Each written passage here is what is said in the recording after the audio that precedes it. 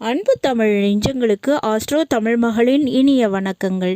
இன்றைய பதிவில் ஜோதிட சாஸ்திரம் என்பது கிரகங்களினுடைய இயக்கங்களை கொண்டு நட்சத்திரங்கள், ராசி, லக்னம் இவற்றின் அடிப்படையில் சொல்லப்படக்கூடியதுங்க.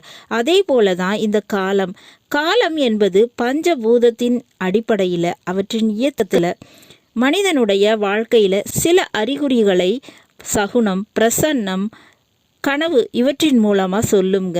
இது 100% நம் வாழ்க்கையில் பொருந்தி இருக்கும். அப்படிப்பட்ட கிரகங்கள் கொடுக்கக்கூடிய அதிர்ஷ்டத்தையும் ஆபத்துக்களையும் நமக்கு முன்னக்கூடிய உணர்த்துவது தான் இந்த பஞ்சபூதங்களினுடைய வேலை. அதன் அடிப்படையில் சகுனம், ஆருடம், கனவுகள் இவை இந்த விஷயங்களை எடுத்து காட்டுங்க. இதில் பஞ்சபூதங்களில் ஒன்றான நீர் மிகவும் இன்றியமையாதது, நம் உடலோடு இருக்கக்கூடியது. இந்த நீர் வழியாக காலம் உணர்த்தும் அதிர்ஷ்டம் என்ன, ஆபத்து என்ன. அதுவும் மீன ராசியில பிறந்த உங்களுக்கு நீர் என்னும் ஒரு பஞ்சபூதம் கனவு, சகுனம், ஆருடம் இவற்றின் வழியாக உணர்த்தக்கூடியது என்ன, சொல்லக்கூடியது என்ன, அதை பற்றி தான் இன்றைய பதிவில் பார்க்க போகிறோம். பதிவினை முழுமையாக பாருங்க. பதிவு பிடிச்சிருந்தா லைக் பண்ணி கமெண்ட் பண்ணி மற்ற நண்பர்கள், உறவினர்கள் பயன்பெற அவங்களுக்கும் ஷேர் பண்ண மறந்துடாதீங்க. இதுவரை நம்முடைய ஆஸ்ட்ரோ தமிழ் மகள் சேனலை சப்ஸ்கிரைப் பண்ணாத நண்பர்கள் சப்ஸ்கிரைப் பண்ணி கூடவே தெரிகிற பெல் ஐகானை கிளிக் பண்ணி ஆல் ஆப்ஷன்ஸும் செலக்ட் பண்ணி வச்சுக்கோங்க.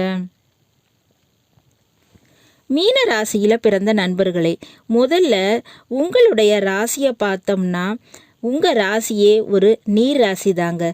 சகுனத்தின் அடிப்படையில் முதல்ல இந்த நீர் உணர்த்தக்கூடிய விஷயங்கள் என்னென்ன அப்படின்னு பார்த்தோம்னா, நீங்கள் எங்கேயாவது ஒரு விஷயத்துக்காக, ஒரு காரியத்திற்காக, ஒரு முயற்சிக்காக ஒரு பயணம் செய்து கொண்டு இருக்கும்போது அதிகப்படியான மழை பொழிவு, ஆற்றில் வெள்ளம் கரைபுரண்டு ஓடுறது, ஒரு பால் வண்டி அல்லது ஒரு தண்ணீர் டேங்கர் லாரி கிராஸ் ஆகிறது, ஒரு தண்ணீர் குழாயில் குடம் நிறைந்து நீர் வழிந்தோடுவது அல்லது ஒரு நீர் தொட்டி நிரம்பி வழிந்தோடுவது, இப்படியான ஒரு நிறைவான ஒரு தண்ணீரை நீங்கள் பார்த்தீங்கன்னா நீங்கள் செல்லக்கூடிய அந்த காரியமானது 100% வெற்றி பெறுங்க. அதுவே காலிக்குடம், தண்ணீருக்காக சண்டை, பிரச்சனை, மறியல் போராட்டம் மற்றும் வற்றிய கிணறு, குளம், ஆறு போன்ற நீர்நிலைகள், வறண்ட நீர்நிலைகள் அல்லது தண்ணீர் குடம் உடைந்து நீர் வேஸ்ட்டாக போகிறது, இந்த மாதிரியான விஷயத்தை பார்க்கும்போது அந்த காரியம் வெற்றி பெறுவதற்குரிய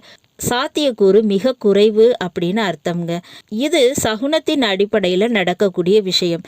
இதுவே ஆருடம் அப்படின்னா முன்கூட்டியே உங்களுக்கு ஒரு தகவல் வந்து சேருவதுங்க. எதிர்காலத்தில் நடக்க போவதை, அடுத்து நீங்கள் முயற்சி பண்ண போகிறத அதை முன்கூட்டியே சொல்கிறது தாங்க இந்த ஆருடம்.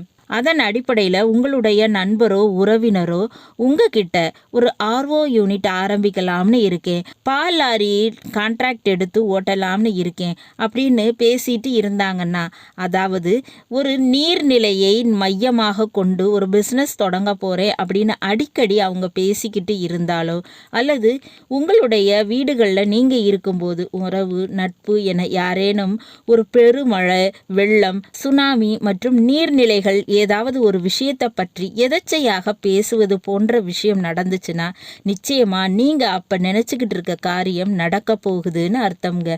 அதுவே கனவுல பார்த்தீங்கன்னா, அதாவது அதிகப்படியான தண்ணீரை பார்த்தீங்கன்னா நிறைவான செல்வம் வந்து சேரும்னு அர்த்தம்ங்க. பணம் காசு வந்து சேரும்னு அர்த்தம். நிறை குடத்தின கனவுல பார்த்தா கிரகப்பிரவேசம், திருமணம், குழந்தை பாக்கியம் என சுபகாரியங்கள் நடக்க இருக்குதுன்னு அர்த்தம்ங்க. இதெல்லாம் சகுனத்தின் அடிப்படையில் உங்களுக்கு நடக்கக்கூடிய விஷயங்கள். அதுவே தண்ணீர் இல்லாத ஒரு வெற்று குடம் நீங்கள் பார்க்கறது அது அவசகுனத்தின் அறிகுறியாக இருக்குங்க. இதுக்கு ஏற்ற மாதிரி நீங்கள் உங்களுக்கு வழிபாடு பண்ணிக்கிட்டீங்கன்னா நீங்கள் எடுத்திருக்க அந்த காரியம் நிச்சயமாக வெற்றி பெறுங்க. அதுதான் உங்களுக்கு நல்லது. காலிக்குடம், வற்றிய ஆறு, குளம், நீர்நிலை இவற்றை பார்த்தீங்கன்னா கண்டிப்பாக நீங்கள் உங்களுடைய குல தெய்வத்தினையோ அல்லது இஷ்ட தெய்வத்தினையோ அபிஷேகம் செய்து வழிபாடு செய்யுங்க. நிச்சயமாக உங்களுக்கு உங்களுடைய காரியம் நல்லதாக நடக்குங்க.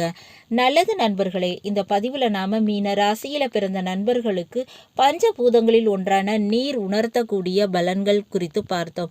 பதிவு உங்களுக்கு பிடிச்சிருக்கும் நினைக்கிறேன். பிடிச்சிருந்தா லைக் பண்ணி கமெண்ட் பண்ணி மற்ற நண்பர்கள் உறவினர்கள் பயன்பெற அவங்களுக்கும் ஷேர் பண்ண மறந்துடாதீங்க. இதுவரை நம்முடைய ஆஸ்ட்ரோ தமிழ் மகள் சேனலை சப்ஸ்கிரைப் பண்ணாத நண்பர்கள் சப்ஸ்கிரைப் பண்ணி கூடவே தெரிகிற பெல் ஐகானை கிளிக் பண்ணி ஆல் ஆப்ஷன்ஸும் செலக்ட் பண்ணி வச்சுக்கோங்க.